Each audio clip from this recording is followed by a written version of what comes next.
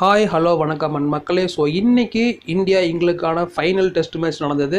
So இதில் இங்கிலாந்துக்கு பேஸ்பால்னால் என்ன அப்படின்னு நாங்கள் உங்களுக்கு காட்டுறோன்னு சொன்ன மாதிரி இன்றைக்கி நம்மளோட இளம் கன்று ஜெய்ஸ்வால் மற்றும் கேப்டன் ரோஹித் சர்மா வேறு லெவலில் சம்பவம் பண்ணி இங்கிலாந்தோட பவுலர்களை பிரித்து மேய்ஞ்சிட்டாங்கன்னே சொல்லணும். அந்தளவுக்கு ஒரு அக்ரெசிவான ஒரு பேட்டிங் பெர்ஃபார்மன்ஸை ஸோ இன்றைக்கி பார்த்தோம். அதை பற்றி தான் இந்த வீடியோவில் ஃபுல் டீட்டெயிலாக பார்க்க போகிறோம். ஸோ அதுக்கு முன்னாடி நீங்கள் இது வரைக்கும் நம்ம சேனலை சப்ஸ்கிரைப் பண்ணிக்கங்க. அப்போ தான் நாம் போடக்கூடிய ஒவ்வொரு கிரிக்கெட் சம்பந்தப்பட்ட செய்திகளும் அவங்க வந்துகிட்டே இருக்கும். ஸோ வாங்க பார்க்கலாம்.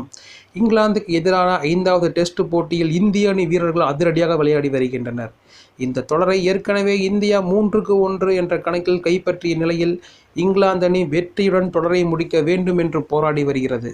குறிப்பாக இந்த தொடரில் பேஸ்பால் என்ற அதிரடியாக விளையாடும் யுத்தியை பயன்படுத்தி வெற்றி பெறப் போகிறோம் என இங்கிலாந்து கூறிய நிலையில் அது கொஞ்சம் கூட பலனளிக்காமல் போனது. இந்த நிலையில் டாஸ் வென்று முதலில் பேட்டிங் செய்த இங்கிலாந்து அணி வழக்கம் போல தடுமாறியது. அந்த அணியின் தொடக்க வீரர் ஜாக் ரவுலி, பென் டக்கெட் ஆகியோர் பொறுப்புடன் விளையாடி முதல் விக்கெட்டுக்கு 64 ரன்கள் சேர்த்தனர். ஓலிபோ 11 ரன்களிலும் ஜோ ரூட் 26 ரன்களிலும் அடுத்தடுத்து ஆட்டமிழந்தனர். தன்னுடைய 100வது டெஸ்ட் போட்டியில் விளையாடிய ஜானி பேஸ்டோ 2 சிக்ஸர் 2 பவுண்டரி என அதிரடியாக ஆட ஆரம்பித்து 29 ரன்களில் வெளியேறினார்.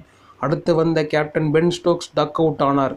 ஜாக் ரவுலி மட்டும் அதிகபட்சமாக 71 ரன்கள் சேர்க்க இங்கிலாந்து அணி 218 ரன்களில் அனைத்து விக்கெட்டுகளையும் இழந்தது. தன்னுடைய 100வது டெஸ்ட் போட்டியில் பங்கேற்ற அஸ்வின் 4 விக்கெட்டுகளையும் குல்தீப் யாதவ் 5 விக்கெட்டுகளையும் கைப்பற்றினர். இதனை அடுத்து இந்திய அணி தங்களுடைய முதல் இன்னிங்ஸை விளையாடியது. பேஸ்பால் என்றால் எப்படி ஆட வேண்டும் என்று இங்கிலாந்து அணி வீரர்களுக்கு இந்தியா பாடம் எடுத்தது போல் அதிரடி காட்டின. இங்கிலாந்து அணியின் பந்து வீச்சை தொடக்க முதலே இந்திய வீரர்கள் அடித்து ஆட ஆரம்பித்தனர். ஆண்டர்சனின் முதல் 4 ஓவர்களில் கொஞ்சம் பொறுமை காத்த இந்திய அணி அடுத்ததாக ஆக்ரோஷ தாக்குதலில் ஈடுபட்டனர். இதனால் இங்கிலாந்து அணி என்ன செய்வது என்று தெரியாமல் முழித்தது. குறிப்பாக அதிரடி வீரர் ஜெய்ஸ்வால் 58 பந்துகளில் 57 ரன்கள் விளாசினார்.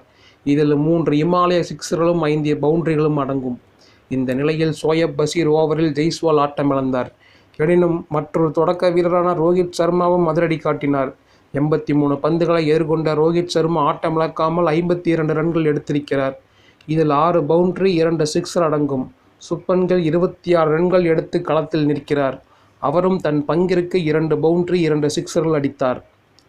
இதனால் இந்திய அணி முதல் நாள் ஆட்ட நேர முடிவில் ஒரு விக்கெட் இழப்பிற்கு 135 ரன்கள் எடுத்திருந்த போது தற்போது இங்கிலாந்து அணியின் முதல் இன்னிங்ஸை விட இந்திய அணி 83 ரன்கள் தான் பின்தங்கி இருக்கிறது.